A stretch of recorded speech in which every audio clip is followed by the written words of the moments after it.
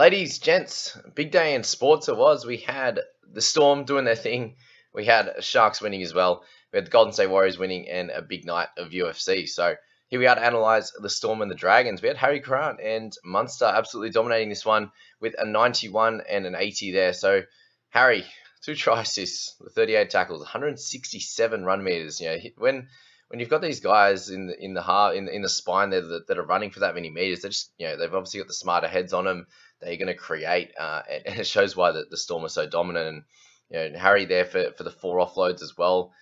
He's sitting with 54, in base there, 20 in tackle breaks and offloads, and then you can have anything else on top of that. So Harry obviously shows why he's the dominant hooker in this game, along with Damien Cook. And if you haven't had any of them all year, like myself, then you've really unfortunately missed out. And just that one difference, Reed to Harry Grant or Reed to Cook has really cooked my season at this stage personally. And if you've got any of those two, obviously you had a few bumps in the road to start with Harry, but it's been great since. And Munster's been great with a 63.5 average. And so that week I spoke about him being a good buy. I think he got like 30, and then since then he's been back to being completely dominant. So well done to anyone who owns those guys. They were special. Munster there with 3 line breaks, the try assist and try to go along with his big run meters there. So well done to those guys. Pap is the one we got to speak about. So we got 2 tries from him, 7 tackle breaks, couple offloads. So great game for him. In that 50 minutes was absolutely flying, and unfortunately had a bit of a knee issue, and then continued to play and hurt his hamstring. So as we know, guys, any of the lower grade hamstring stuff, and it sounds like this is obviously a bit of a tear, it's going to be that 2 to 4 weeks. And if we're looking at that, and then him not playing in round 13 as well, it gives you a pretty, at best, he comes back, he has 2 weeks off. He comes back in round 12, and then it's out again after that. So you're probably looking at least 4 weeks off for Pap there. And is that a sell? I suppose most likely it is, but the question is who you're going to trade him to. Are you going to trade him straight to a Teddy? Are you going to, that's an easy one. Obviously, Ted's going to miss a few games over Origin as well. So are there any other cheapies that come up that you could trade him to and maybe upgrade elsewhere? There's a few things to think about with Paps, but that's the biggest one there. Unfortunately, Jerome there with 46. So he had obviously a solid game, picked up a try as per usual, but just the rest of the stats aren't jumping out off the page there. The tackle breaks and he needs those offloads as well would be nice. But it's just generally solid, and he's priced at that 50 mark, and then that's where he's average. That's currently what he's averaging. So this is what is with him. I think you just continue to hold. I think he's, as I said, he's going to be more of the dominant force. I'd say he probably will be now as well with Pat being out.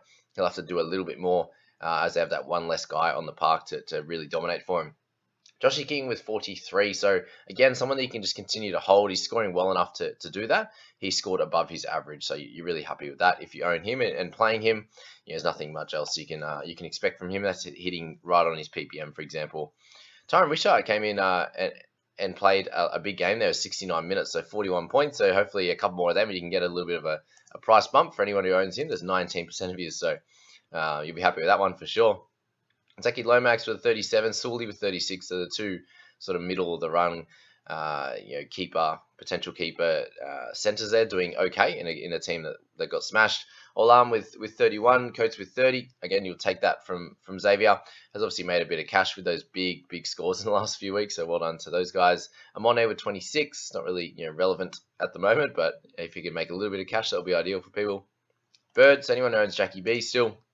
17, he's 80 minutes with 10 missed tackles. So we haven't even got to the worst. But with Benny Hunt, woohoo! I don't even know if I can justify people holding him anymore. This is getting nasty. The 9-10 missed tackles every game is just getting way too much at the moment. So neg 20 with the 9 missed tackles and the penalty there to go along with, when he's only making 10. So in tackles each game, he's -8, which is crazy because I said when he plays in the middle, he makes big tackles and hardly misses. So a very different game when he's on in the halfback position. And these games would happen sometimes, but not every week. Like at the moment, it's just 9 missed tackles a game. It's just a bit ridiculous. When you got him, Jack on those edges, missing so many tackles, it's just a bit ridiculous. Same with Molo through the middle.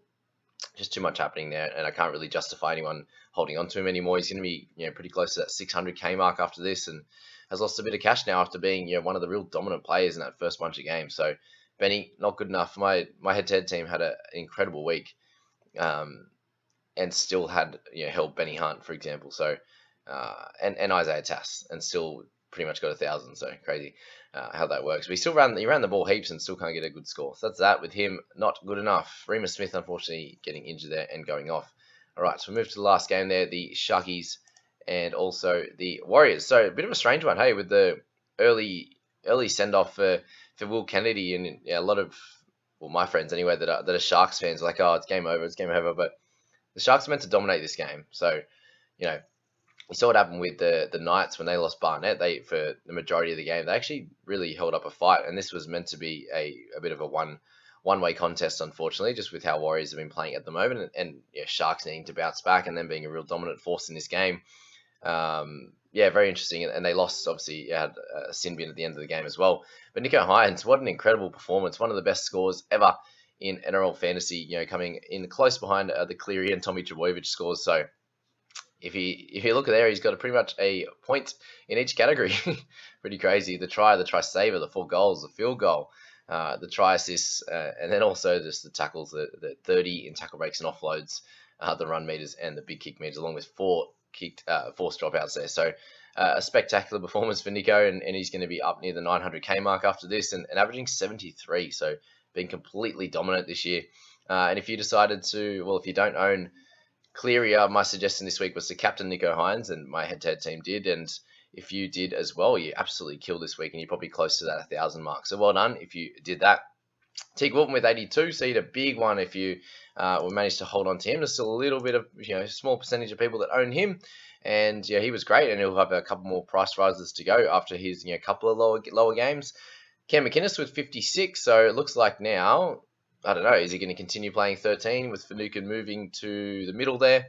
If that's the case, he's a nice price right now. You're going to be about the 600k mark after lockout, and he's a great opportunity for anyone who needs a mid to bring in Cam. If you brought in Jazz Tavanga a couple of weeks ago, you're happy now with that 50 and that bigger minutes, which was good. Obviously got plenty of tackles.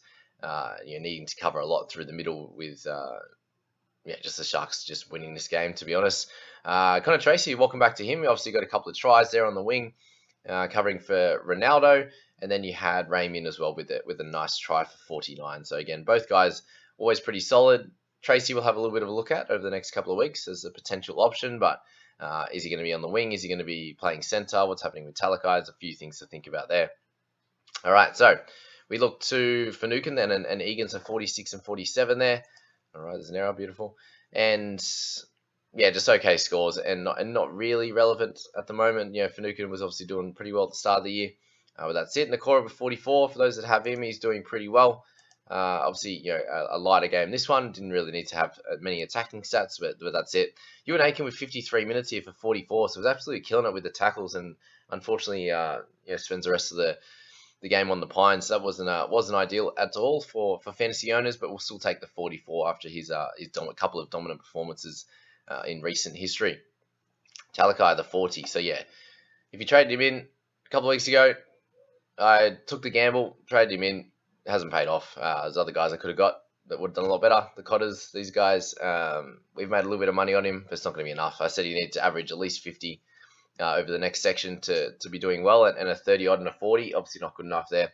Did get the try assists, got the 7 tackle breaks, but there's no offloads, there's no tries. Obviously run meters is good as well, but the neg 6 and no attacking stats. Like, we can't really complain with the 40, but when you bring someone in, needing him to average about 50 for it to be worth the trade, in my opinion.